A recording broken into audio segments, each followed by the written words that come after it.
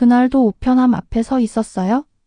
낡은 철제 우편함을 열자마자 붉은 글씨가 선명하게 찍힌 독촉장이 제 손에 안겨 있었습니다.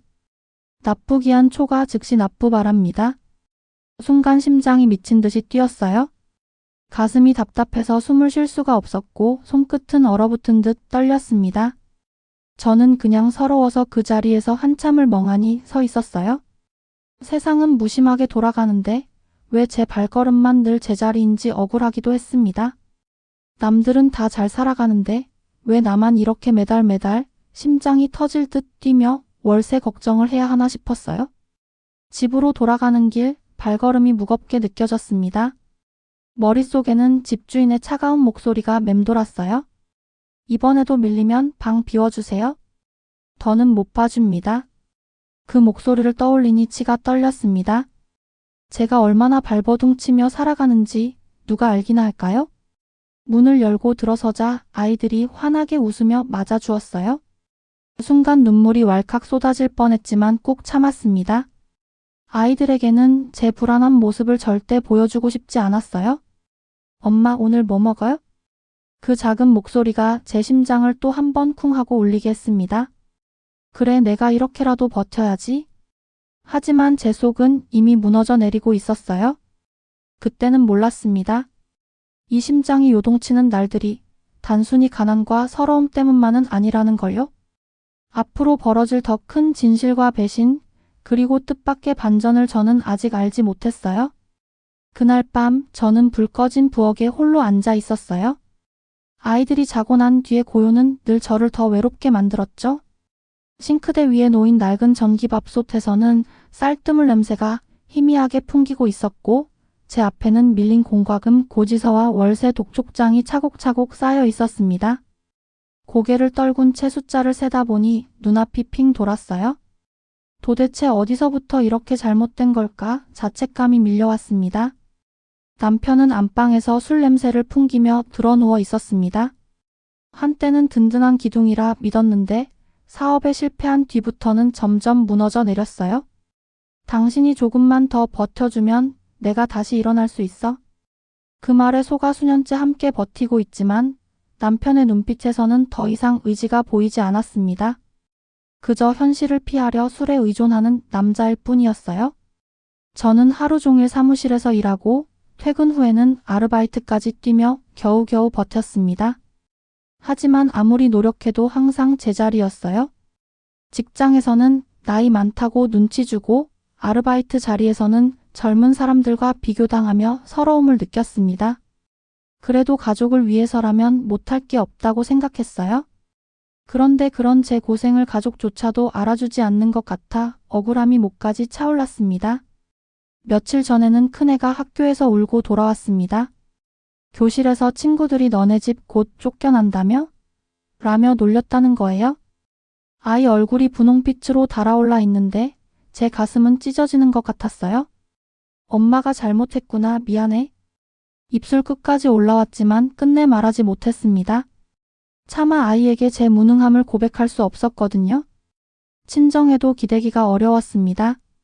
동생들은 모두 잘 살고 있는데 오히려 저를 부담으로 여기는 눈치였어요. 명절에 모이면 언니는 왜 그렇게 사는 거야? 라는 비아냥을 돌려서 들을 때가 많았습니다.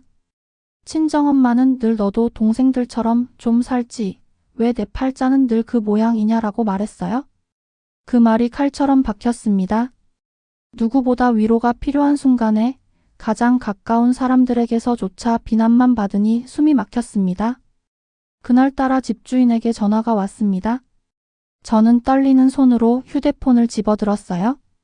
이제 정말 안 되겠어요? 약속한 날짜가 몇 번인데요? 이번 달 안에 정리 못하면 바로 집 비워주셔야 합니다. 그 말에 머리가 하얘졌습니다. 아무리 빌고 설명해도 통하지 않았어요. 수화기를 내려놓자마자 눈물이 왈칵 터졌습니다. 아이들이 깰까 봐 입을 틀어막고 흐느끼는데 가슴이 무너져 내리는 소리가 들리는 듯 했어요. 그 순간 문득 생각이 스쳤습니다. 이렇게 사느니 차라리 모든 걸 포기해버리면 어떨까 하는 극단적인 생각이었어요. 하지만 아이들 방에서 들려오는 작은 숨소리에 다시 정신을 붙잡았습니다. 그래, 나는 쓰러질 수 없다. 아이들 때문에라도. 그렇게 다짐했지만 제 안의 불안과 두려움은 가라앉지 않았습니다. 오히려 더 큰 파도가 밀려올 것을 예고하는 것처럼 심장은 밤새 요동쳤습니다. 며칠 지나지 않아 결국 일이 터졌습니다. 현관문에 붙은 커다란 종이가 제 눈에 들어왔어요. 강제 퇴거 예고 통지서. 붉은 도장이 선명하게 찍혀 있었습니다. 눈앞이 아득해졌어요. 마치 세상이 한순간에 무너져 내리는 듯 했어요. 저는 떨리는 손으로 종이를 뜯어내며 혼잣말했어요. 이게 뭐야, 이게 뭐냐고. 아이들이 학교에서 돌아와 현관 앞에 흩어진 종이를 보고 의아한 눈빛을 보냈습니다. 큰애는 눈치를 챘는지 조심스레 물었어요. 엄마, 우리 집 쫓겨나는 거야? 저는 아무 말도 못하고 고개만 숙였습니다. 아이들의 얼굴에 번지는 불안과 두려움이 제 심장을 후벼 팠어요. 남편은 여전히 무책임했습니다. 어차피 이 집 좁아서 애들도 불편해했잖아. 다른 데 가서 살면 되지. 그렇게 태연하게 말하는 남편을 보자 피가 거꾸로 솟는 듯 했어요. 당신은 도대체 현실이 보여? 이게 집 문제만이 아니잖아. 대부업체 빚은 어쩔 거야? 저는 목이 터져라 소리쳤습니다. 그러나 남편은 술 냄새를 풍기며 고개를 돌릴 뿐이었어요. 그 순간 남편 얼굴을 보기가 싫어져 방으로 뛰쳐들어가 문을 잠갔습니다. 아이들은 점점 달라졌습니다. 친구들에게 집안 사정을 들킨 탓인지 집에 들어와서도 눈치를 보며 말을 아꼈습니다. 큰애는 방문을 닫고 혼자 울고 있었고 둘째는 괜히 화를 내며 제게 짜증을 부렸습니다. 엄마, 왜 우리만 이래? 왜 다른 애들처럼 못 살아? 그 말이 화살처럼 가슴을 찔렀어요.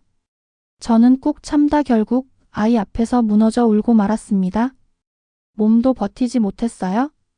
밤낮으로 일하던 제 몸이 한계에 다다른 겁니다.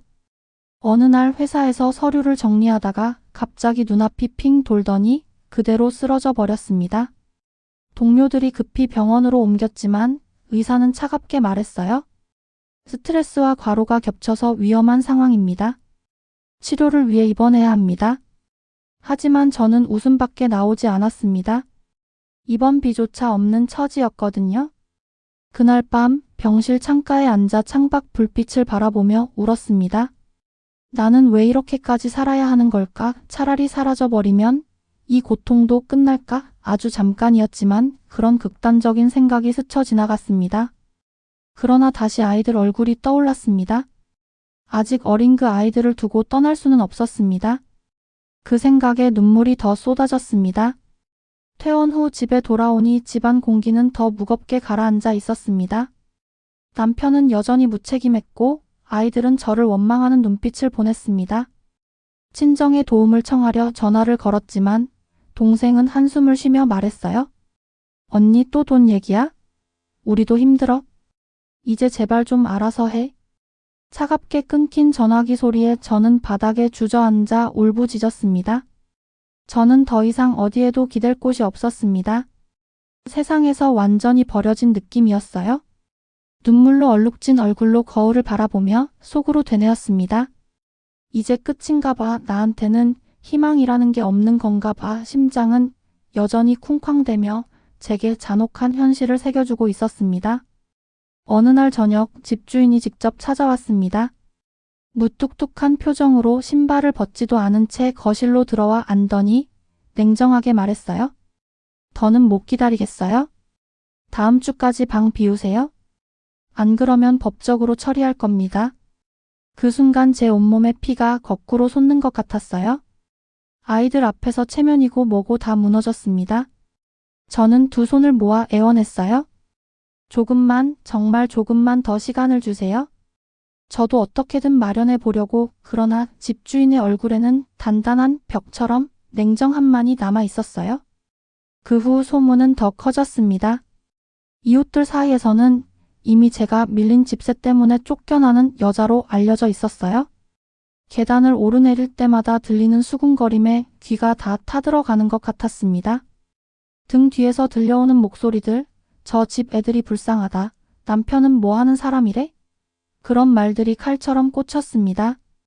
설상가상으로 직장에서도 문제가 터졌습니다.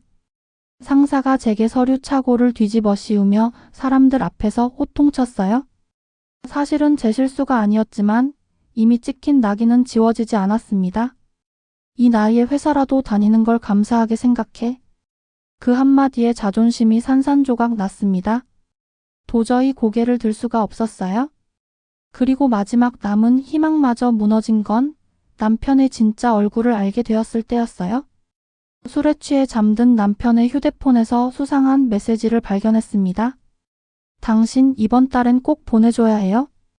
애들 학원비도 밀렸다고요? 낯선 여자의 이름이 떴습니다. 손끝이 덜덜 떨렸어요. 차갑게 굳은 제 얼굴을 보며 남편은 오히려 짜증을 냈습니다. 괜히 오해하지 마. 그냥 아는 사람이야. 하지만 그 말은 변명에 불과했어요. 돈을 빌려간 것도 모자라 다른 여자와 얽혀 있다는 사실까지 알게 되자 심장이 찢어지는 듯 했어요. 저는 주저앉아 울부짖었습니다. 도대체 나한테 왜 이래? 내가 무슨 죄를 지었어? 목이 쉬도록 외쳤지만 대답은 돌아오지 않았습니다.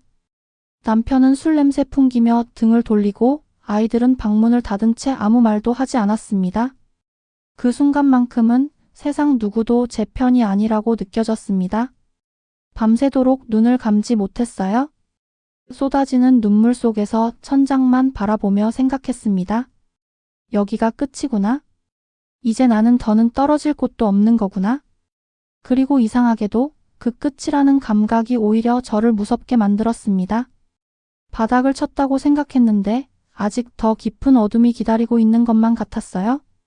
그날도 어김없이 퇴근길에 고개를 푹 숙이고 버스를 내렸습니다. 발걸음이 너무 무거워 집에 가는 길조차 지옥 같았어요. 그런데 낯선 목소리가 제 이름을 부르더군요. 고개를 들어보니 예전에 아르바이트하던 식당에서 함께 일하던 아주머니가 서 있었습니다. 아이고 오랜만이네. 얼굴이 왜 이렇게 수척해졌어? 그 따뜻한 말 한마디에 가슴이 뭉클해졌습니다. 저는 처음엔 괜찮다고 둘러댔지만 아주머니의 다정한 눈빛 앞에서 결국 참아왔던 이야기를 쏟아냈습니다. 집세를 못 내 쫓겨날 처지라는 것, 남편의 배신, 아이들 앞에서 무너지는 제 모습까지 다 털어놓고 나니 한참을 울고 말았어요. 그런데 아주머니는 제 손을 꼭 잡으며 말했습니다. 나도 예전에 그랬어. 세상이 다 등 돌린 것 같아도 결국 버틸 힘은 생기더라고. 혼자라 생각하지 마. 내가 도와줬던 그날을 아직도 기억해. 이제 내가 도와줄 차례야. 그 순간 가슴이 뜨겁게 타올랐습니다. 몇 년 전 그 아주머니가 식당에서 넘어져 크게 다쳤을 때 제가 급히 구급차를 불러준 일이 있었어요. 그 일은 사소한 것이라 잊고 있었는데 그녀는 아직도 고마워하고 있던 거였습니다. 며칠 뒤에는 전혀 예상치 못한 사람이 찾아왔습니다. 집주인이었어요. 저는 또 쫓아내려는 건가 싶어 겁부터 났습니다. 그런데 의외로 차분한 얼굴로 앉아 말했어요. 지난번에 너무 매정하게 군 거 미안했어요. 사실 나도 집 사정이 있어 그랬던 거요. 그런데 당신 얘기를 듣고 생각이 달라졌습니다. 나도 한때는 전세금 못 내서 거리에 나앉을 뻔했거든요. 그 고통을 알면서 내가 너무했지. 저는 그 말에 놀라서 아무 대답도 못했습니다. 집주인은 잠시 망설이더니 봉투 하나를 내밀었어요. 이건 빌려주는 거예요? 대신 이 집 계속 살아도 돼요? 갚는 건 천천히 하세요. 순간 눈물이 왈칵 쏟아졌습니다. 세상 모든 문이 닫힌 줄 알았는데 뜻밖의 열린 문이 있었던 겁니다. 아이들도 조금씩 달라졌습니다. 큰애가 제 손을 꼭 잡고 말했어요. 엄마 미안해. 그동안 원망만 했는데 사실은 엄마가 제일 힘든 거잖아. 그 말에 저는 아이 앞에서 참지 못하고 울음을 터뜨렸습니다. 둘째도 옆에서 눈물을 닦으며 말했어요. 우리도 엄마 편이야. 앞으로는 우리도 도울게. 그날 밤 저는 오랜만에 편안히 잠이 들 수 있었습니다. 여전히 빚도 있고 상처도 깊지만 그래도 제 손을 잡아주는 사람들이 있다는 사실만으로 심장이 조금은 따뜻하게 뛰는 걸 느꼈습니다. 어느 날 밤이었습니다. 남편이 술기운에 휘청이며 들어왔는데 평소와는 다른 얼굴이었어요. 무겁게 안더니 한참이나 말없이 담배만 피우고 있었습니다. 저는 그냥 무시하려 했습니다. 늘 반복되는 술버릇이라 생각했거든요. 그런데 갑자기 남편이 고개를 떨군 채 입을 열었어요. 미안하다. 나 때문에 네가 이렇게 된 거잖아. 그 한마디에 저는 순간 귀를 의심했어요. 그토록 변명만 늘어놓던 사람이 처음으로 고개를 숙였으니까요. 남편은 떨리는 목소리로 계속 이야기했습니다. 사실 그 여자랑은 오래전부터 알고 지내던 사람이야. 돈 빌려주겠다는 말에 혹해서 연락을 이어간 거야. 바보 같았어? 사업 망하고 자존심은 무너지고 내 앞에서 차마 솔직하게 못 말했어. 그 고백을 들으니 피가 거꾸로 솟는 것 같으면서도 동시에 남편의 눈빛이 달라져 있는 게 보였어요. 진심으로 무너진 사람의 눈이었어요. 저는 차갑게 대답했어요. 이제 와서 그런다고 뭐가 달라지는데? 나는 이미 바닥까지 떨어졌어. 너 때문에 아이들 앞에서도 고개를 못 들었어. 목소리가 떨리고 눈물이 솟구쳤습니다. 남편은 제 손을 붙잡으려 했습니다. 알아? 다 알아? 그래서 이제라도 다시 시작하고 싶어? 나한테 마지막 기회를 줄 수 있겠니? 순간 마음속에서 수많은 감정이 소용돌이쳤습니다. 분노, 원망, 서러움 그리고 그 모든 걸 뚫고 나오는 한 줄기 연민. 우리는 서로 너무 지쳐 있었어요. 며칠 뒤 남편은 진짜로 변하기 시작했습니다. 술을 끊겠다고 다짐했고 작은 공사장에서 막일을 시작했어요. 하루 종일 흙먼지에 절어 돌아오는 남편을 보면서 예전처럼 믿을 수는 없었지만 적어도 그 눈빛만큼은 진심이라는 걸 알 수 있었습니다. 아이들도 조금씩 웃음을 되찾았습니다. 큰애는 아빠가 달라진 것 같아? 라고 말했고 둘째는 아빠의 손을 잡고 함께 걸었습니다. 그 모습을 보니 제 마음속 깊은 곳에서 굳게 닫혀있던 문이 조금씩 열리는 게 느껴졌습니다. 그리고 뜻밖에도 제가 도와줬던 사람들로부터 연락이 오기 시작했어요. 예전에 빌려줬던 물건을 아직도 간직하고 있다며 힘들면 도움을 주겠다는 이웃, 병원비를 조금이라도 보태주겠다고 손 내미는 지인까지 저는 깨달았어요. 내가 절망 속에서도 작은 선행을 했던 것들이 결국은 이렇게 돌아오는구나. 그날 밤 가족이 한자리에 모여 앉았습니다. 아이들이 웃으며 밥을 먹고 남편이 조용히 반찬을 챙겨주는 그 모습에 저는 눈물이 왈칵 쏟아졌습니다. 억울함과 서러움으로 얼룩졌던 심장이 오랜만에 따뜻하게 뛰고 있었어요. 밤이 깊어가던 어느 날 저는 불 꺼진 거실에 혼자 앉아 있었어요. 그런데 예전처럼 숨이 막히는 답답함이 아니라 이상하게도 가슴이 따뜻하게 벅차오르는 걸 느꼈습니다. 몇 달 전만 해도 이 자리에서 저는 독촉장과 고지서를 붙잡고 울던 사람이었어요. 세상 모두가 등을 돌린 것 같아 절망 속에서 무너져 내렸던 사람이었어요. 하지만 지금은 달랐습니다. 남편은 여전히 서툴지만 묵묵히 일을 다니며 책임을 지려 했고 아이들은 웃음을 되찾아 서로 장난을 치며 집안을 환하게 만들고 있었어요. 저는 깨달았습니다. 희망이란 거창한 게 아니었어요. 가장 가까운 사람의 사소한 변화, 작은 손길, 그리고 포기하지 않는 제 마음이 모여 다시 심장을 뛰게 하는 거였어요. 창문을 열자 차가운 밤바람이 볼을 스쳤습니다. 그 바람이 참 시원하게 느껴졌습니다. 저는 창밖 하늘을 올려다보며 속으로 중얼거렸습니다. 심장이 다시 뛰고 있어 이제는 두려움이 아니라 희망 때문에. 그 순간 지난 시간들이 영화처럼 스쳐 지나갔습니다. 배신과 눈물, 외로움과 고통, 그리고 뜻밖의 손길들 결국 그 모든 것이 지금의 저를 만들었음을 알게 되었어요. 인생은 늘 예기치 못한 방향으로 흘러가지만 그 끝에서 만나는 것은 절망이 아니라 또 다른 시작이었습니다. 저는 스스로에게 다짐했습니다. 이제는 두려움에 떨며 심장이 뛰는 게 아니라 살아있다는 기쁨과 감사로 심장이 뛸 거라고. 그리고 아이들에게 말했어요. 앞으로 무슨 일이 있어도 우리 함께라면 괜찮아? 그 말에 아이들이 동시에 고개를 끄덕이며 제 손을 꼭 잡았습니다. 남편도 묵묵히 제 어깨에 손을 얹었습니다. 그 순간 저는 알았습니다. 비록 가진 건 많지 않지만 이제는 더 이상 무너지지 않을 거라는 걸요. 심장은 여전히 쿵쾅거리고 있었습니다. 하지만 이번엔 두려움 때문이 아니었어요. 새로운 희망이 다시 뛰게 만든 거였습니다.